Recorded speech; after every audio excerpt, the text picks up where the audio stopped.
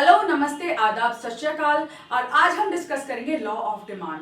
ये बहुत ही important law है। इसके साथ साथ कॉन्ट्रैक्शन, एक्सटेंशन और शिफ्टिंग और डिमांड कर्व ये भी बहुत इंपॉर्टेंट हैं। ये बड़े ही इंपॉर्टेंट क्वेश्चंस हैं और अगर आप इन्हें डायग्राम के साथ अच्छी तरह लिख दे तो आपको बड़े ही अच्छे मार्क्स भी मिलते हैं। अच्छा, लॉ ऑफ डिमांड के बारे में अगर कहें तो हम इसे रोज ही यूज करते हैं। बड़ा ही सिंपल लॉ है, लेकिन अगर थोड़े से ध्यान से कर दिया जाए, डायग्राम अच्छे से बना दिया जाए, टेक्निकली समझा दिया जाए, एजम्पशंस और उसकी कंडीशंस लिख दी जाए तो आपको पूरे के पूरे मार्क्स मिल सकते हैं। तो स्टार्ट करते हैं अपना लॉ। ये है, the law of demand states that other things remaining same, quantity demanded increases with decrease in its price and vice versa. What does it mean? इसका मतलब है कि और बातें अगर स्थगित रहें या सेम रहें, कांस्टेंट रहें, और बातें कौन सी? प्राइस के अलावा। प्राइस तो चेंज हो, लेकिन उसके अलावा जैसे इनकम है, टेस्ट है, प्रेफरेंस है, पॉपुलेशन है, एक्सपेक्टेशंस जो हमने पहले पार्ट में समझाए हैं वो सब सेम या कांस्टेंट रहें, उनमें से कोई चीज चेंज ना हो, हमारा टेस्ट वगैरह कुछ भी चेंज, गवर्नमेंट की पॉलिसी भी चेंज ना हो, तो ये लॉ ऑपरेट करेगा। यानी कि ये इसकी कंडीशन है कि अदर थिंग्स रिमेनिंग सेम, सब कांस्टेंट रहे, क्वांटिटी डिमांडेड इंक्रीजेस, क्वांटिटी जो हम मात्रा जो मांगते हैं, बाजार में डिमांड करते हैं, इंक्रीजेस वो कब बढ़ती है? विद डिक्रीज इन प्राइस, जब उसके दाम घटते हैं, in its price and vice versa. यानी कि इसका उल्टा भी ऐसा ही है। यानी कि अगर किसी की कीमत बढ़ती है किसी वस्तु की तो हम उसे कम डिमांड करते हैं। देखिए, अगर कैमरास अगर हम लें, कैमरा अगर सस्ते हो जाएं तो बच्चे बच्चे के पास कैमरा होगा, यानी कि लोग उसे ज्यादा खरीदने लगेंगे। कोई भी चीज जब सस्ती हो जाती है हम इसे ज्यादा खरीदते हैं। जैसे कि सेल्स में आपने देखा है, जब किसी ब्रांडेड क्लोथ्स की सेल लगती है, किसी ब्रांड की सेल लगती है तो लोग जाते हैं उसे ज्यादा खरीदने लग जाते हैं, क्योंकि उनके जो पास पैसा होता है उसमें वो ज्यादा चीजें आप खरीद सकते हैं, राइट। इसमें क्या है कि जब हमारे किसी चीज का प्राइस घटता है तो हमारी उसकी डिमांड बढ़ जाती है, और वाइस वर्सा, यानी कि उसका उल्टा भी ट्रू है। जब कोई चीज महंगी हो जाए तो हम उसे कम मात्रा में खरीद पाते हैं। अच्छा, ये सुपर रिच पीपल पे अलाउ नहीं, एप्लीकेबल नहीं होता। क्यों? क्योंकि सुपर रिच पीपल जो होते हैं या लोग जो होते हैं वो कभी देखते नहीं कि कीमत कितनी है किसी चीज की। तो नॉर्मल लोगों पे अप्लाई होता है, या सुपर रिच भी उन पे अप्लाई होता है जो पैसे को तवज्जो देते हैं या उसकी इज्जत करते हैं, सोचते हैं, रैशनल कंज्यूमर होते हैं, मतलब जो, यानी कि सोचते हैं कि अगर कोई चीज बहुत ज्यादा महंगी है तो उसे हम कम मात्रा में खरीदेंगे। नॉर्मल टेंडेंसी है ह्यूमन बीइंग की, राइट। अगर प्राइस घटता है तो डिमांड बढ़ती है, और प्राइस अगर बढ़ता है डिमांड घट जाती है, वाइस वर्सा।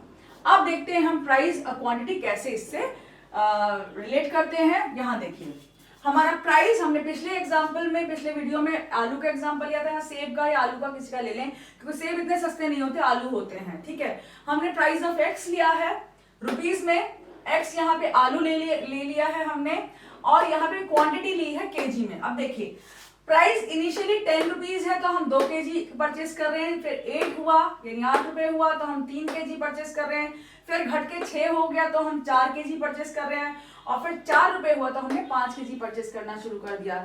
जैसा कि हमारे सीजन में होता है, जब मौसम में आलू आते हैं तो हम उन्हें ज्यादा खरीदते हैं क्योंकि बहुत सस्ते होते हैं। ऐसे प्याज किसी की ले लो आप, जब एप्पल आपके मौसम में सर्दियों में आते हैं तो हम बहुत ज्यादा उनका कंजम्पशन बढ़ा देते हैं, खरीदते हैं। It happens with everything, okay. So अब यहाँ पे क्या हो रहा है, देखिए यहाँ पे हमने ये वर्टिकल एक्सिस लिया है, या हॉरिजॉन्टल एक्सिस है। हॉरिजॉन्टल एक्सिस पे हमने क्वांटिटी ऑफ पोटैटो या अपनी कमोडिटी ली है, और यहाँ पे हमने प्राइस लिया, पी फॉर प्राइस। अब प्राइस नीचे से ऊपर की तरफ बढ़ रहा है और ये क्वांटिटी हमारी लेफ्ट से राइट की तरफ बढ़ रही है। जब प्राइस ₹10 है तो 2 केजी हमने परचेस किया, तो पॉइंट ए पे क्या है, ये पॉइंट यहाँ बन गया हमारा, 10 रुपीज पे 2 केजी परचेस किया, ज्वाइन करके हमने एक पॉइंट बनाया ए। अब यहाँ पे क्या हुआ है, जब प्राइस घटा है 6 रुपए हुआ तो हमने 6 रुपए पे कितना परचेस किया, 4 केजी, यानी कि हम पॉइंट बी पर पहुंच गए, हमने ज्यादा परचेस किया इस प्राइस पर 6 रुपए पे, और नीचे जा सकते हैं। अब इन दोनों पॉइंट्स को जब हम ज्वाइन करते तो हमारा क्या बन जाता है, इन दोनों पॉइंट्स को ज्वाइन करने से हमारा डिमांड कर्व बन जाता है। ये हमारा डिमांड कर्व है, इसको डीडी कहते हैं। और डिमांड कर्व क्या हो रहा है, ये लेफ्ट, देखिए लेफ्ट है, ये लेफ्ट पोर्शन है हमारा, ये देखिए हाथ, लेफ्ट टू राइट, अभी राइट की तरफ मूव कर रहा है ऐसे, यही बता दूं, ये एक्सटेंड हो रहा है, movement along the same demand curve. आगे हम पढ़ेंगे, अभी इसे बताना शुरू कर देते हैं। एक्सटेंड हो रहा है यानी कि movement along the same demand curve, इसे एक्सटेंशन कॉन्ट्रैक्शन कहते हैं। अभी बढ़ रही है डिमांड, बढ़ी तो इसे एक्सटेंशन कहेंगे, और अगर उल्टा डिमांड घटेगी तो इसे कॉन्ट्रैक्शन। इसे बाद में एक्सप्लेन करेंगे। अभी समझिए बस कि लॉ ऑफ डिमांड क्या है, कि डिमांड कब ज्यादा होती है किसी चीज की, जब प्राइस उसके घट जाते हैं। प्राइस घटे, नीचे आए, तो डिमांड क्या हुई, आपकी बढ़ गई। यहां पे समझ में आ गया। अब लॉ ऑफ डिमांड क्या है, वो नेगेटिवली स्लोप्ड होता है, राइट, क्योंकि वो लेफ्ट से राइट की तरफ मूव, नेगेटिव स्लोप है। यानी कि अगर हमें ज्यादा चीजें खरीदनी है तो हमें उसके दाम घटानी है, कि प्राइस घटेगा तो डिमांड बढ़ेगी, इसलिए नेगेटिव स्लोप होता है। Decrease in price and increase in quantity, इसका स्लोप होता है। ये स्लोप भी हमने पहले पार्ट में डिस्कस कर लिया है। अब आते हैं एजम्पशंस पे। देखिए कोई भी लॉ हो, प्रिंसिपल हो, एजम्पशंस पे ज्यादा टिके होते हैं। क्यों? क्योंकि अगर एजम्पशंस हम नहीं मानेंगे तो लॉ वो ट्रू नहीं हो पाएंगे। कुछ कंडीशंस ऐसी हैं जो हमें वहां पे रखनी पड़ती है कि इस कंडीशन में ही लॉ ऑपरेट करेगा, वरना ये लॉ ऑपरेट नहीं करता। लॉ ऑफ डिमांड के क्या एजम्पशंस हैं, क्या कंडीशंस हैं जिन पे ऑपरेट करता है? Taste and preference remains same. किसी भी बंदे का टेस्ट सेम रहना चाहिए। अचानक ऐसा नहीं होना चाहिए कि रातों रातों से आलू नापसंद हो जाए या आलू डिसलाइक करने लग जाए, और अगर उसे पसंद नहीं आ गया तो खरीदेगा क्यों? तो ये लॉ ऑपरेट नहीं करेगा अगर उसका टेस्ट या प्रेफरेंस किसी चीज के लिए तवज्जो उसकी कम हो जाए। सेकेंड, इनकम कांस्टेंट, यानी इनकम रिमेन्स कांस्टेंट। किसी बंदे की आय नहीं बढ़नी चाहिए, उसका जो आमदनी थी वो सेम रहे, तभी ये लॉ ऑपरेट करेगा। अगर आमदनी बढ़ गई तो भाई वो अपने आप ही ज्यादा अमाउंट खरीदने लग जाएगा, तो उसमें लॉ ऑपरेट नहीं करेगा। तीसरा, price of rated goods. Rated good कौन कौन सी होती है ये भी पहले पार्ट में समझा है। सब्स्टिट्यूट्स और कॉम्प्लीमेंट्री गुड्स। सब्स्टिट्यूट यानी जैसे चाय और कॉफी, अगर कॉफी महंगी हो जाए तो लोग चाय पे शिफ्ट कर देते हैं, ठीक है, तो ये सब्स्टिट्यूट्स होते हैं एक दूसरे के जैसे। और दूसरा है जैसे गाय का दूध है और भैंस का दूध है, ये भी एक दूसरे के सब्स्टिट्यूट्स होते हैं। अगर गाय का दूध सस्ता हो जाए तो लोग गाय के दूध को भैंस के दूध के लिए सब्स्टिट्यूट कर देते हैं, यानी भैंस के दूध की जगह गाय का दूध यूज करना शुरू कर देते हैं। ये इस तरह ऑपरेट करता है। सब्स्टिट्यूट समझ में आया। देन कॉम्प्लीमेंट्री, जैसे कार और पेट्रोल कॉम्प्लीमेंट्री, कॉम्प्लीमेंट करते हैं। ये इंक और मार्कर ये कॉम्प्लीमेंट करते हैं एक दूसरे को। अगर इंक नहीं तो मार्कर का यूज नहीं, और मार्कर नहीं तो इंक बेकार पड़ी है। तो कॉम्प्लीमेंट्री यानी एक साथ यूज होने वाली चीजें। सब्स्टिट्यूट यानी एक की जगह दूसरी चीज यूज होने वाली चीजें। तो ये रिलेटेड गुड्स हैं, इनकी दाम भी सेम रहने चाहिए जब लॉ ऑफ डिमांड ऑपरेट करेगा। Then expectations remain same. Expectation, आपकी आशाएं सेम रहे, यानी कि बाजार में आप ये ना सोचे कि कुछ होने वाला है कल। जैसे लॉकडाउन के टाइम हुआ था, लोगों ने सोचा कि कल से हमारा सामान जो हमारा डेली यूज का और सामान मिलना बंद हो जाए। लोगों ने क्या किया, बहुत सारा सामान बल्क में खरीद के अपने घर में इकट्ठा कर लिया, होर्डिंग कर ली उस सामान की, राइट, बहुत सारा खरीद लिया, जमा कर लिया। तो अगर एक्सपेक्टेशंस आपकी सेम रहेंगी तभी लॉ ऑपरेट करेगा, वरना डिमांड अपने आप बढ़ जाएगी, शिफ्ट कर जाएगा ये कर्व आपका, ठीक है। तो क्वांटिटी बढ़ जाएगी और लॉ ऑफ डिमांड ऑपरेट नहीं करेगा। तो कंडीशन से एजम्पशन समझ में आई, इन्हें आप लिख सकते हैं। बुक में थोड़ी अलग लैंग्वेज यूज की गई, यहाँ पे मैंने शॉर्ट कर दिया इसको। अब यहाँ पे आते हैं हम अपने क्वेश्चन पे। नॉर्मली क्वेश्चन ये पूछा जाता है, why more goods are purchased at low price. Law of demand ही है। अगर आपको सीधा लॉ ऑफ डिमांड ना पूछ के ये क्वेश्चन आ जाए या फिर ये आ जाए, और व्हाई डज डिमांड का स्लोप डाउनवर्ड, डिमांड कर्व नीचे क्यों स्लोप करता है, तो इसका आंसर हम यहाँ पे लिख रहे हैं। क्यों स्लोप करता है, लेफ्ट टू राइट क्यों स्लोप करता है, डाउनवर्ड क्यों होता है। पहला है आपका law of diminishing marginal utility, ये हमने पढ़ रखा है, हमने पहले वीडियो में प्लेलिस्ट में आप जाके देखिए, law of diminishing marginal utility है वहां पे। देखिए, जब हम कोई चीज लगातार एक के बाद यूज करते चले जाते हैं, या हमारे पास ज्यादा मात्रा में आ जाती है, तो उसकी यूटिलिटी या सेटिस्फेक्शन जो हमें मिल रहा होता है वो कम हो जाता है। सपोज मेरे पास एक ब्लैक कुर्ता ये जैसे सपोज है, अब शुरू में मुझे बड़ा पसंद आया, सपोज मैं ऐसे ही एक के बाद एक ऐसे ही कुर्ते खरीदती चली जाऊं, तो इनकी यूटिलिटी रहेगी क्या, फिर तो इससे पोछा ही लगेगा, कुछ होना वाला तो है नहीं इसका। तो हमारी जो अर्ज होती है किसी चीज को पोजेस करने की वो कम होती चली जाती है। इसी तरह और भी चीज है, अगर हमें एक सेब मिला तो बड़ा अच्छा लगेगा, एक और मिल गया तो भी ठीक लगेगा। अगर एक के बाद एक हमारे पास इतने सेब इकट्ठे हो जाए तो उनको हम ज्यादा कीमत पे नहीं खरीदेंगे फर्क, क्योंकि हमारी अर्ज खत्म हो गई है। तो law of diminishing marginal utility ये बताता है कि हम ज्यादा चीजें कम प्राइस पर ही खरीद सकते हैं, हम ज्यादा प्राइस पे नहीं खरीदेंगे, एक दो हम ज्यादा प्राइस पे खरीद सकते हैं, उसके बाद क्योंकि वो हमारे पास आ गई तो अब हम जो अतिरिक्त इकाइयां हैं उसकी कम कीमत पे खरीदेंगे। तो इसलिए ये डिमिनिशिंग मार्जिनल यूटिलिटी की वजह से स्लोप करता है डाउनवर्ड, या लॉ ऑफ डिमांड ऑपरेट करता है, या हम लो प्राइस पे ज्यादा चीजें खरीदते हैं। आया समझ में? Next, income effect. जब किसी चीज के दाम कम हो जाते हैं तो हमारी रियल इनकम बढ़ जाती है। सपोज टेक फॉर एग्जांपल, अगर कोई चीज मैं सोच रही थी कि हमारे जो बाजार है हमारे घर के पास में, उसमें 100 रुपए किलो सेब मिल रहे हैं। अचानक हम मार्केट में गए और हमें पता चला कि वो 20 रुपए किलो है सेब। तो क्या हुआ, वो 100 रुपए मेरे लिए ज्यादा हो गए। क्यों? अब मैं उनमें से 20 रुपए में सेब भी खरीद सकती हूँ और 80 रुपए का कुछ और भी। तो हमारी इनकम, रियल इनकम बढ़ गई। मतलब रियल इनकम क्या होती है कि जिससे हम ज्यादा चीजें खरीद सकते हैं। देखिए, एक तो होती है मनी इनकम, यानी 100 रुपए, 100 रुपए वो फेस वैल्यू है उसकी, ये हमने समझाया हुआ है बैंकिंग के चैप्टर में। अगर हम उसमें ज्यादा चीजें खरीद सकते हैं, 100 रुपए में सपोज एक पेन आ रहा है तो वो बस एक पेन की कीमत हुई। रियल इनकम क्या है? एक पेन।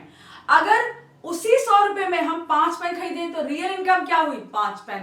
तो रियल इनकम को हम कमोडिटीज के बेसिस पे नापते हैं, ना कि पैसे की गिनती के बेसिस पे। ठीक है? तो पहले एक 100 रुपए में हमारा एक पेन आ रहा था, 5 आ रही थी, यानी हमारी रियल इनकम बढ़ चुकी है।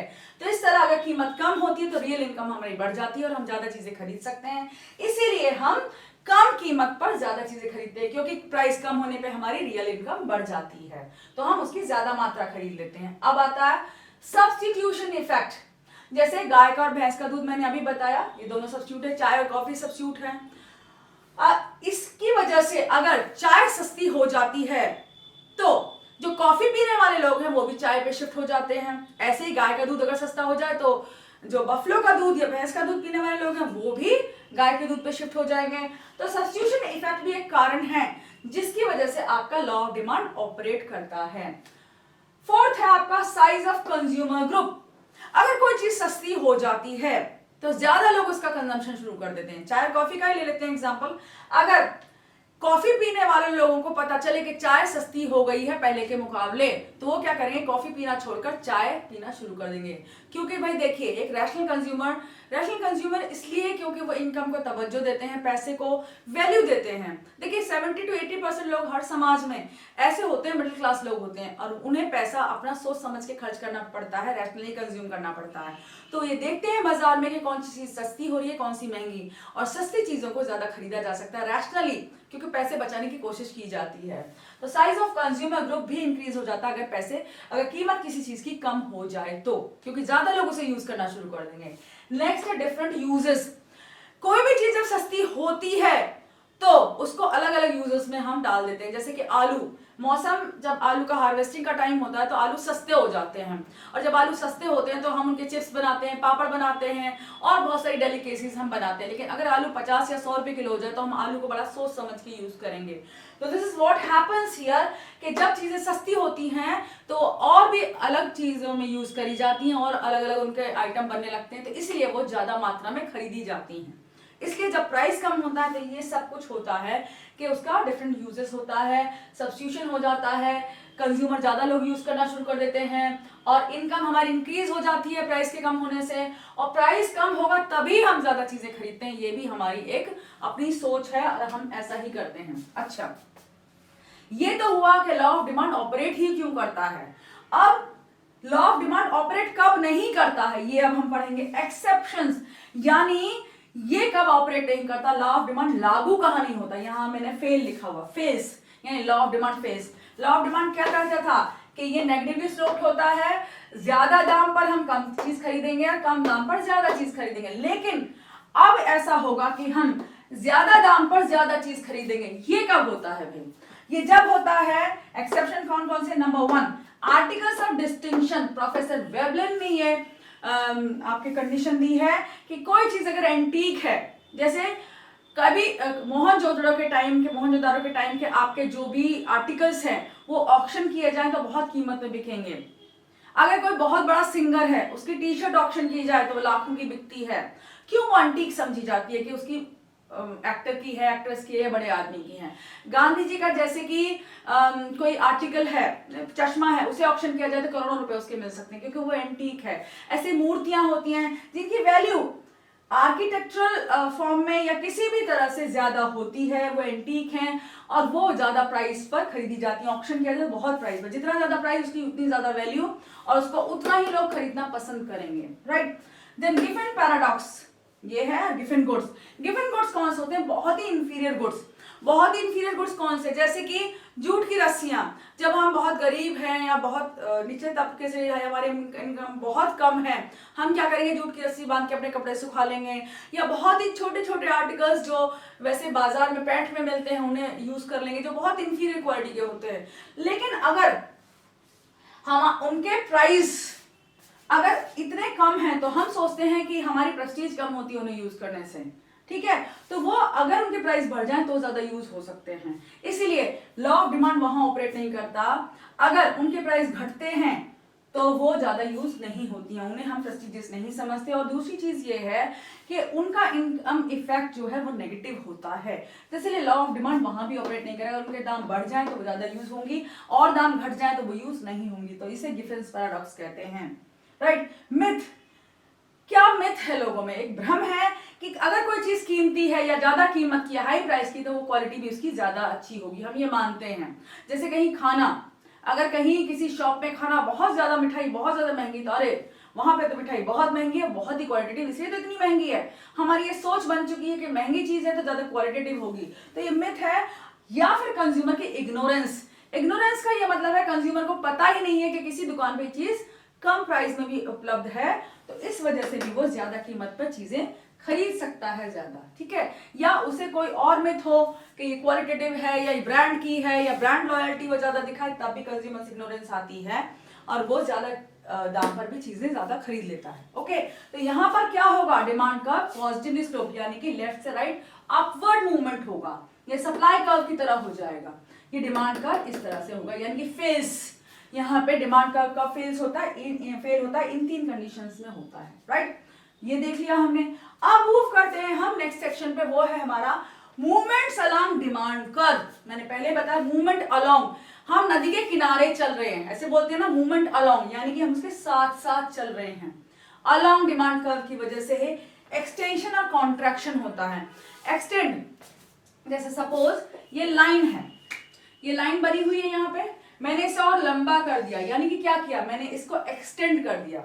मैं ब्लैक मार्कर यूज करूं कभी आपको दिखाई ना दे क्लियरली, ये लाइन है, हमने इसे और बढ़ाया तो क्या हुई? एक्सटेंड हुई। और अगर हमने इसे घटा दिया तो क्या हुई? ये कॉन्ट्रैक्ट होगी, छोटी होगी। ऐसे इलास्टिक होती है, एक्सटेंड कर लो कॉन्ट्रैक्ट कर लो, लेकिन रहती सेम है, यानी कि सेम डिमांड कर्व पे जब हम मूव करेंगे तो आपके एक्सटेंशन और कॉन्ट्रैक्शन होंगे। यहाँ पे एक्सप्लेन कर सकते हैं हम इसको, पहले वहां बाद में समझेंगे। अगर हमारे प्राइस ज्यादा है तो हम क्या कर रहे हैं? कम मात्रा खरीद रही है, हमने पहले भी बताया, तो पॉइंट ए पर है। अब अगर प्राइस कम हो जाते हैं, 6 रुपए हो गए, तो हमने क्या किया? अपनी डिमांड बढ़ा दी, 4 kg कर दी, तो हम पॉइंट ए से बी पर आए, यानी कि हम अपनी डिमांड क्वांटिटी डिमांडेड बढ़ा रहे हैं, यानी हम एक्सटेंड कर रहे हैं और इसी डिमांड कर्व पे एक्सटेंड कर रहे हैं, इसका मतलब एक्सटेंशन हो गया। यहाँ पे एक्सटेंशन हो गया। अब अगर किसी वजह से फिर से दाम बढ़ जाते हैं, ऐसे 6 रुपए 10 रुपए हो जाते हैं, तो क्या करेंगे? हम फिर से 4 kg से घटाकर अपना कंजम्पशन 2 kg आलू का कर देंगे और हम कहां गए? अब पॉइंट बी से हम ए पर वापस आ गए अपने पर, इस पॉइंट पे आए ना भाई 2 kg पे, तो अब क्या हुआ? कॉन्ट्रैक्शन। जब हम अपवर्ड मूव करते हैं कॉन्ट्रैक्शन, जब हम डाउनवर्ड मूव करते हैं यानी क्वांटिटी बढ़ा रहे हैं। देखिए जब हम डाउनवर्ड मूव करेंगे तो क्वांटिटी बढ़ेगी, मात्रा बढ़ेगी, इसका मतलब डिमांड एक्सटेंड हो रही है, एक्सटेंशन हो रहा है। और जब हम मात्रा कम करेंगे, ऊपर जाएंगे तो मात्रा कम हुई, भाई प्राइस ऊपर जा रहा है तो इसका मतलब डिमांड घटेगी, तो मात्रा कम हो जाएगी, तो इसका मतलब हम क्या कर रहे हैं? अपना कंजम्पशन घटा रहे हैं, यानी कॉन्ट्रैक्ट कर रहे हैं। कंजम्पशन घटाते हैं तो ऐसे देख लेना कि कंजम्पशन कब घटा है, जब प्राइस ज्यादा होगा कंजम्पशन घटेगा, तो इसका मतलब हम ऊपर की तरफ मूव करेंगे। क्लियर? तो अब हमने यहाँ पे समझाया है। देखिए इनिशियल प्राइस P1 है, हम Q1 खरीद रहे हैं, A पर हैं। अब हमारा प्राइस घट गया, यहाँ नीचे आया, घटे हुए प्राइस पे हमने ज्यादा मात्रा खरीदी और हम नीचे की तरफ आई, ये हो एक्सटेंशन। जब दिखाएं एग्जाम में तो अलग अलग डायग्राम में दिखा दें इसको, राइट। दूसरे केस में क्या हो रहा है? इनिशियल प्राइस हमारा कम है, हम उस पर ए मात्रा, देखिए ए क्वांटिटी इनिशियल क्वांटिटी है, उस पर हम ज्यादा मात्रा खरीद रहे हैं अगर हमारा प्राइस कम है। अब क्या हुआ किसी वजह से हमारी कीमतें बढ़ गई हैं, ये बढ़ गए, देखो प्राइस यहाँ घटे थे यहाँ बढ़ गए। अब प्राइस जब बढ़ा तो हमने क्या किया, क्वांटिटी अपनी घटा दी, हमने कम मात्रा में चीज खरीदनी शुरू की। अब क्वांटिटी घटाई है तो हम ऊपर की तरफ मूव करते हैं, क्योंकि ऊपर क्यों मूव करेंगे, ये प्राइस का दिखा रहा है आपको रिलेशन। देखिए प्राइस ऊपर मूव करेगा कि नहीं करेगा, तो इसका मतलब क्या है, कॉन्ट्रैक्शन। कॉन्ट्रैक्शन कब होता है, डिमांड कब घटती है हमारी किसी चीज के लिए, मांग कब घटती है, जब प्राइस ज्यादा हो जाए, क्योंकि लॉ ऑफ डिमांड यही स्टेट करता है। यहां से सोच लेना अगर कभी कंफ्यूज हो। और एक कोड बनाया है हमने आपके लिए, PEC यानी प्राइस एक्सटेंशन कॉन्ट्रैक्शन। प्राइस की वजह से एक्सटेंशन कॉन्ट्रैक्शन होते हैं, बाकी कोई फैक्टर इसमें कोई रोल प्ले नहीं करता। तो मूवमेंट अलोंग डिमांड कर्व मतलब एक्सटेंशन कॉन्ट्रैक्शन, एक्सटेंड और कॉन्ट्रैक्ट हो रही है। लाइन को याद कर लेना, हमने बनाई थी ये लाइन बनाई, एक्सटेंड कर दी, ये लाइन को हमने सपोज छोटा करना है तो यहां से काट दिया तो छोटा कर दिया हमने। कॉन्ट्रैक्शन एक्सटेंशन एक ही वस्तु का होता है, एक ही डिमांड कर्व का होता है। अब दूसरे आते हैं शिफ्टिंग। देखिए मेरी पोजीशन सपोज यहां है, अब मैंने यहां पे मूव किया एक कदम ऐसे, तो मैंने क्या किया, इस पोजीशन से यहां पे शिफ्ट कर लिया। जैसे आप मकान शिफ्ट करते हैं, फ्लैट शिफ्ट करते हैं, शिफ्टिंग यानी किसी चीज को उठाकर किसी दूसरी जगह रख देना। तो यहाँ एंटायरली नया डिमांड कर्व बनेगा। डिमांड में अगर हम इस चीज को लगाएं तो अब क्या होगा, हमारा डिमांड कर्व चेंज हो जाएगा, शिफ्ट हो जाएगा। शिफ्ट का मतलब नया डिमांड कर्व। तो शिफ्ट लेफ्ट भी हो सकता है, राइट की तरफ भी हो सकता है, राइट। अब हम देखेंगे, इसके लिए भी हमने कोड बनाया XEP, शिफ्टिंग एक्सेप्ट प्राइस, यानी कि शिफ्टिंग कभी भी प्राइस की वजह से नहीं होती। प्राइस की वजह से क्या होता है, एक्सटेंशन और कॉन्ट्रैक्शन होता है, जो हमने यहां पढ़ा, राइट। मतलब movement along same demand curve, extension contraction. और ये है क्या, शिफ्टिंग एक्सेप्ट प्राइस, यानी प्राइस के अलावा जो सारे फैक्टर्स थे, कौन कौन से फैक्टर्स थे, इनकम था, टेस्ट एंड प्रेफरेंस था, हमारी एक्सपेक्टेशंस थी, ये सारे हमने एजम्पशन जो लिए थे वो यहाँ पे आएंगे। और अगर वो चेंज होते हैं हमारे, तभी हमारी डिमांड कर्व में शिफ्टिंग होती है। अब देखिए सपोज ये इनिशियल डिमांड कर्व है DD, जो रेड वाला बनाया हुआ है हमने यहाँ, बीच का जो DD डिमांड कर्व है वो इनिशियल यानी कि पहला डिमांड कर्व हमारा ये है। अब होता क्या है, हमारी इनकम बढ़ जाती है, हमारी आय बढ़ जाती है, तो हम क्या करेंगे, हम ज्यादा मात्रा में चीजें खरीदेंगे। तो जब ज्यादा खरीदेंगे तो क्या होगा, क्वांटिटी बढ़नी चाहिए, तो हमारी जो क्वांटिटी बढ़ेगी कब, जब हमारा क्या होगा, राइट वर्ड शिफ्ट होगा, यानी कि डिमांड कर्व नया बन गया, D1 नया डिमांड कर्व बना लिया हमने, हम आगे की तरफ बढ़ गए डिमांड कर्व पे। और यहाँ देखिए प्राइस कांस्टेंट है, प्राइस की लाइन कैसे जा रही है, ऐसे जा रही है, बिल्कुल कांस्टेंट है, प्राइस चेंज नहीं हो रहा। यहाँ पे हमारी इनकम चेंज हो रही है, टेस्ट चेंज हो सकता है, कुछ भी इन सारे फैक्टर्स से चेंज हो सकता है।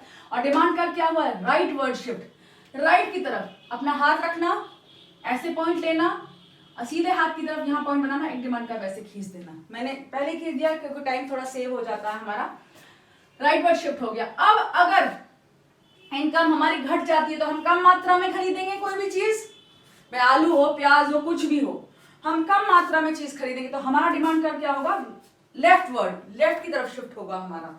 ये शिफ्टिंग है, यानी कि नए डिमांड कर्व बन रहे हैं हमारे हर बारी।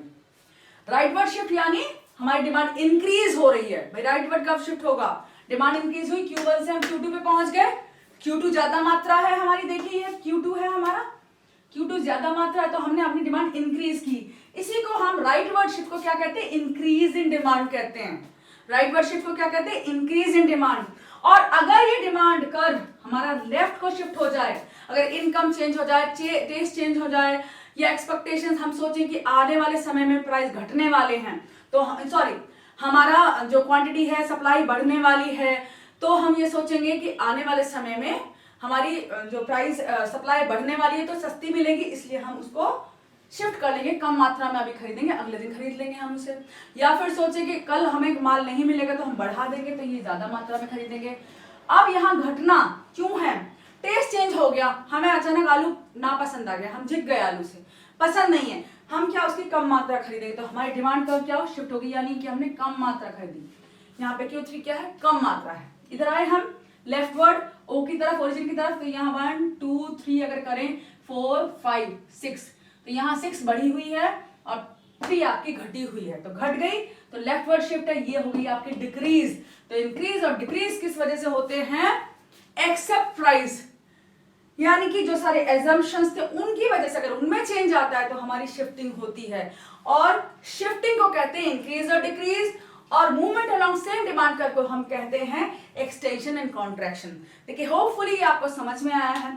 फिर भी अगर कोई प्रॉब्लम है तो आप कमेंट बॉक्स में जाकर कमेंट कर सकते हैं। और thank you so much for liking this video, for watching, subscribing our channel and keep watching our channel, keep showering this type of love on us. ऐसे ही आप हमारे साथ बने रहिए। Thank you so much.